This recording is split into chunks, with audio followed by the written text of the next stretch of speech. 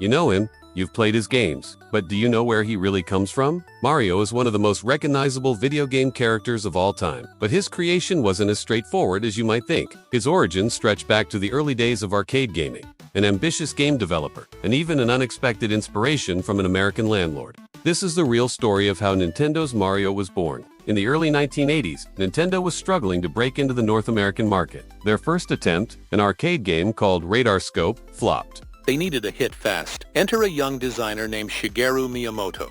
Tasked with repurposing the failed Radar Scope cabinets, Miyamoto envisioned a new game, one featuring a carpenter rescuing his girlfriend from a giant ape. That game, Donkey Kong, and the protagonist. He wasn't Mario yet, he was simply called Jumpman. But that name wouldn't last long. The Nintendo team working on the game saw a resemblance between Jumpman and their strict landlord, Mario Segale. So they decided to name their character after him. And just like that, a gaming legend got his name. By 1983, Nintendo gave him a new profession, changing him from a carpenter to a plumber for Mario Brothers. And when Super Mario Bros.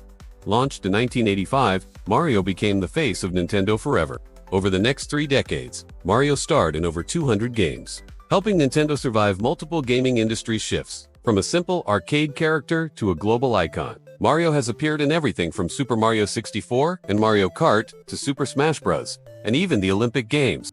And it all started with a failed arcade game, a creative game designer, and an unexpected inspiration from a landlord. So the next time you play a Mario game, remember, this pixelated plumber has a history as wild as his adventures in the Mushroom Kingdom.